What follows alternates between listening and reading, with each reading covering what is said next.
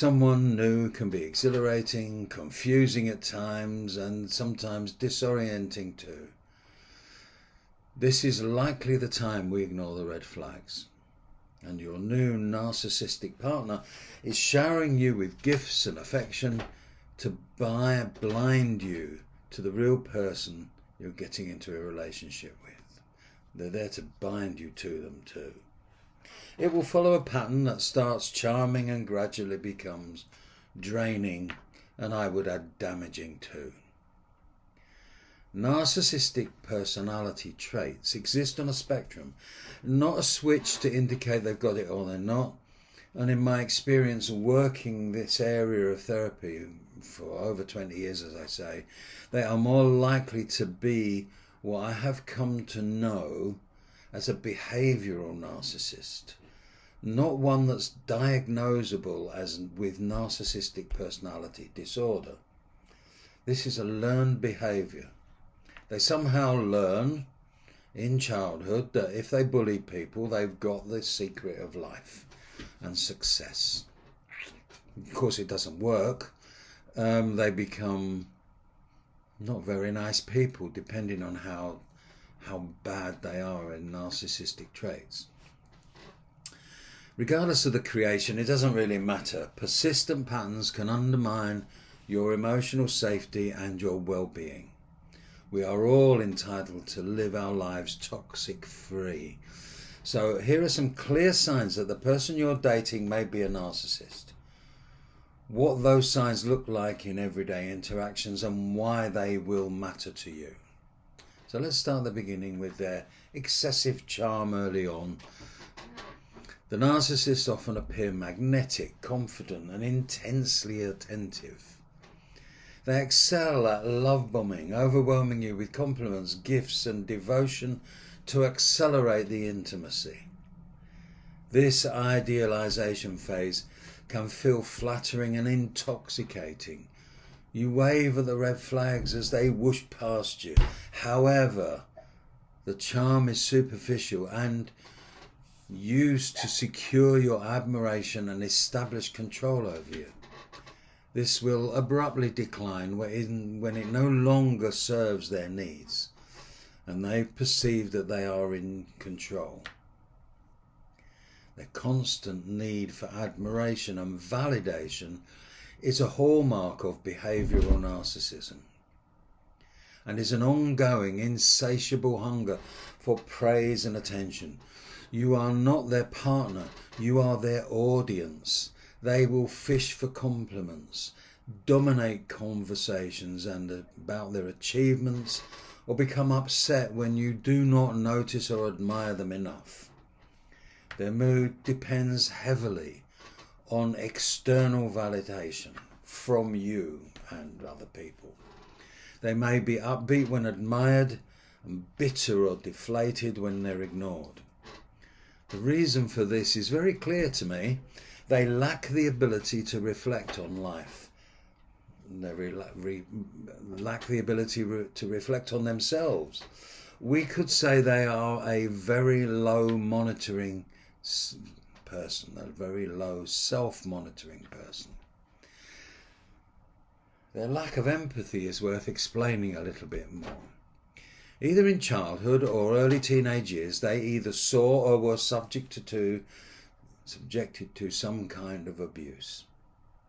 They may even have done it to themselves, even by accident, perhaps hurt a friend or a pet that then gave in to them. What holds them apart from the rest of us is that they believe they've found the meaning of success in life. All you need to do is bully and you get your own way. That's success. Now what happens when this occurs is their cognitive growth either curtails or stops altogether. Let me explain cognitive. Cognitive just means understanding.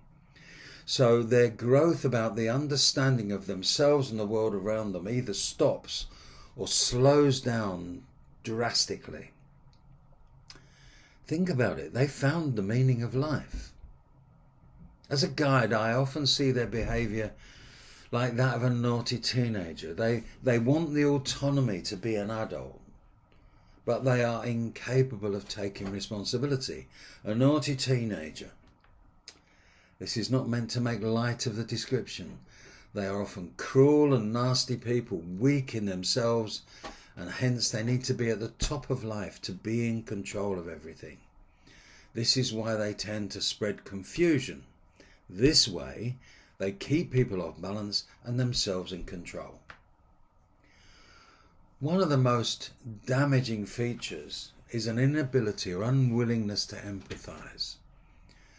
Behavioural narcissists, BNs, struggle to recognise or care about your feelings unless those feelings reflect back on them or affect their image. When you're upset, they may minimise your pain, redirect focus to themselves, or respond with practical solutions instead of emotional support. This emotional distance erodes your trust and the connection with them over time. As a prime example, let's say, for example, something nasty happens to you. The first thing your narcissistic partner will say, "How does that affect me?" Not, "Are you okay?" You get the difference? Good. They have a grandiose sense of entitlement. BNs often operate with an unspoken rule. The world should accommodate them. They may expect special treatment, demand favours without reciprocation, or assume rules that don't apply to them. In a relationship, this entitlement can appear as impatience with your needs, insisting on having things their own way, or becoming aggrieved when their expectations are not met. Manipulation and gaslighting to maintain control. Narcissists frequently manipulate situations and people. Gaslighting, denying or reframing events to make you doubt the memories or your perceptions. It's a very common tactic. They may twist conversations, insist you're overly sensitive, or accuse you of making things up. Over time, this undermines your confidence and your sense of reality. As an example, you may see behind me, next to the bookcase, there is a poster. Now, it's reading backwards, I think, but it's for a film from 1933 called Gaslight. And this film was about a man who wanted to drive his wife mad. Not so uncommon, but this was the first of them. Their house was lit by gas rather than electric. 1933. And what he used to do is he would attempt to drive her mad, saying it was too bright in here, but he'd already turned the gas lighting right down to the minimum, so she thought it was dark, and she started to doubt her own sense of reality. This is where we get the word gaslighting from.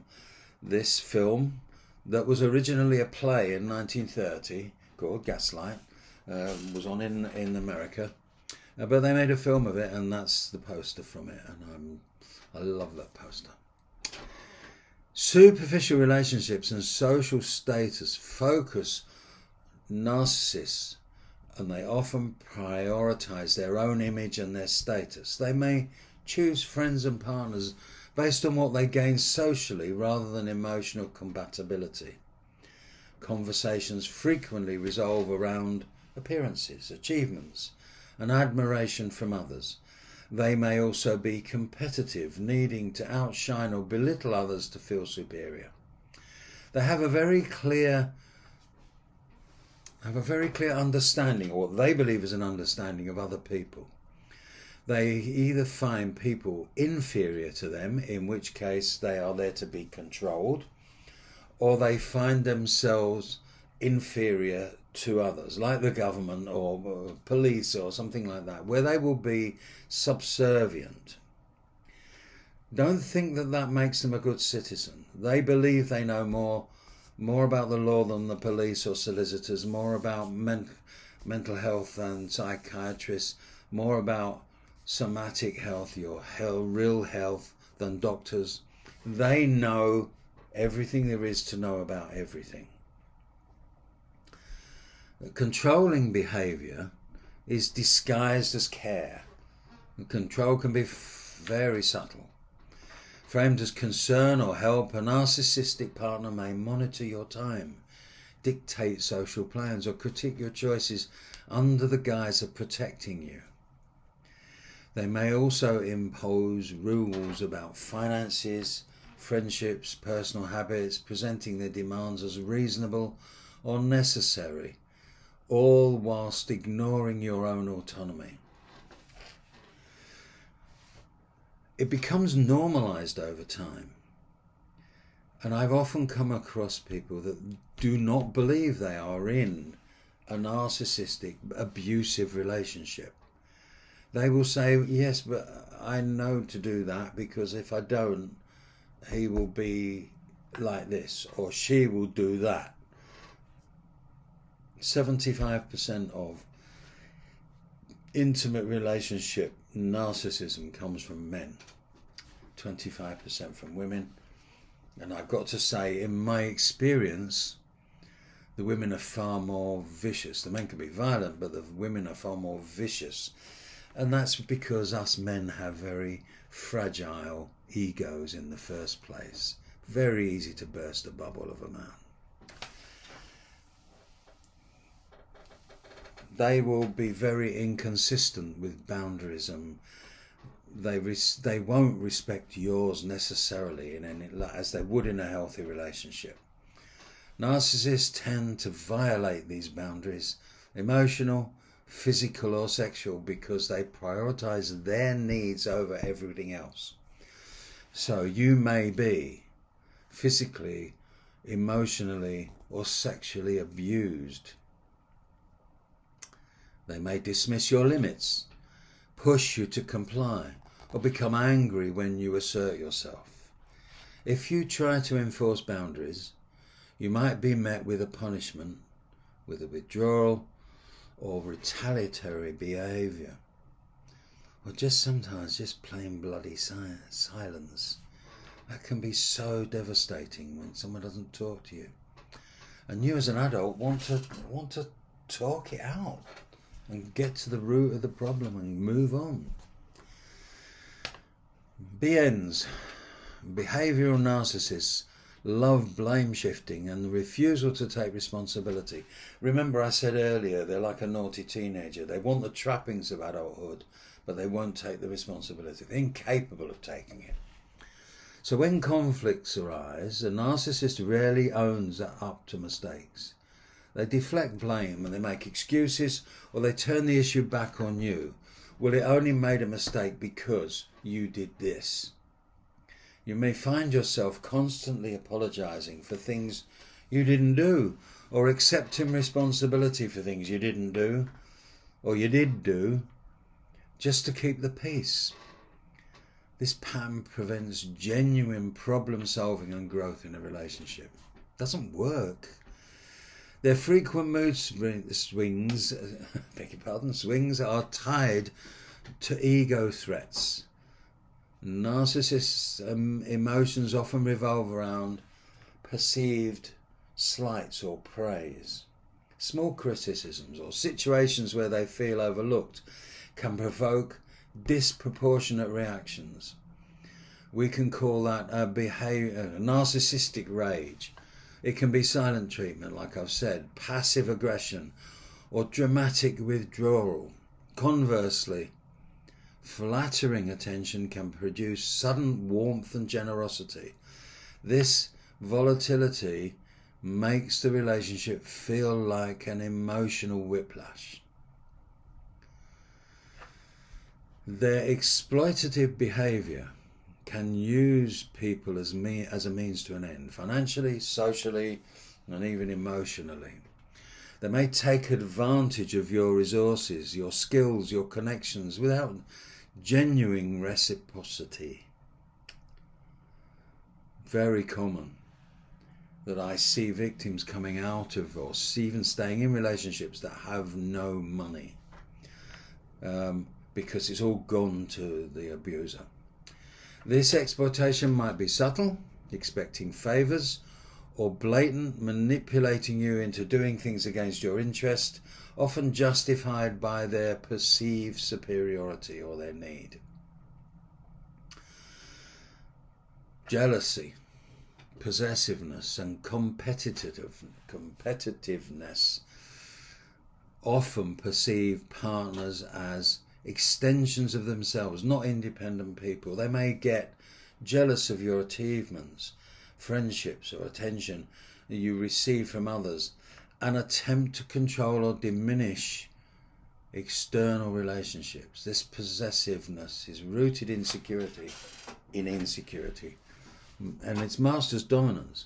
What they do is effectively shrink the circle of support you have around you, so that they will gradually remove friends and relations from that sphere of influence in case you are led to do something or think something that doesn't suit them.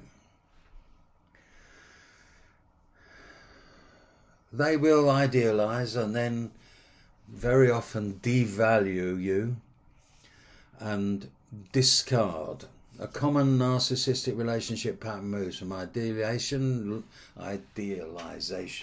love bombing, for example, to devaluation, criticism and withdrawal, and sometimes to discard, abandonment or replacement. After you fail to meet unrealistic expectations, the partner may suddenly treat you with contempt or walk away. Recognizing these behaviors is crucial because narcissistic patterns can erode your self-esteem, cause chronic stress, impair your capacity for healthy relationships. Emotional abuse through gaslighting and manipulation or consistent dismissal is harmful even without the physical violence. Understanding the signs empowers you to set boundaries, seek support, and decide whether you want to continue the relationship. And I think I've spoken enough for now about this topic, except to say that around 50% of my clients over all these years actually stay in the relationship with a narcissist. 50% leave. It's approximately, I've never done the sums, but it's about half and half. And what they'll do is they'll stay in the relationship, but working with me, they will learn how to pick their battles and make life more acceptable for them. This has been a bit long-winded. I'm sorry it's gone on for as long as it has, but I wanted to get across, certainly in this first podcast of this series, just to make sure that you understand where I'm coming from. I'm on your side if you're a victim or a survivor of narcissistic abuse. Talk to me if you wish. I do still see clients. Join the membership on the website, Ray Freeman Psychotherapy, and continue to watch for me on YouTube and elsewhere. Thank you for listening.